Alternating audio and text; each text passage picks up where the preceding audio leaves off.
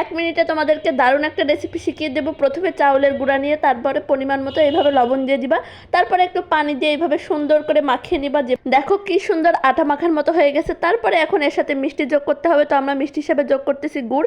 অনেক মজার একটা রেসিপি হবে। তারপরে এইভাবে তোমরা পরিমাণ মতো গুড় নিয়ে নিবা, কম হয়ে গেলে আরও একটু বেশি করে নিয়ে নিবা, নিয়ে আবার এভাবে মাখানো শুরু করে দিবা।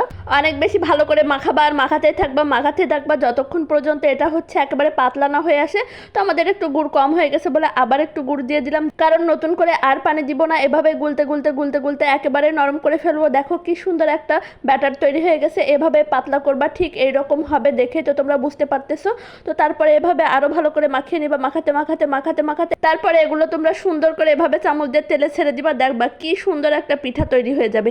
এটাই ছিল আজকে বিকালের নাস্তা। অনেক বেশি মজা হয় এটা, তোমরা সবাই অবশ্যই কিন্তু আজকে বাসায় ট্রাই করবা। দেখবা অনেক সুন্দর এভাবে ফুলকো ফুলকো পিঠা তৈরি হয়ে যাবে, খেতেও অনেক মজা লাগবে।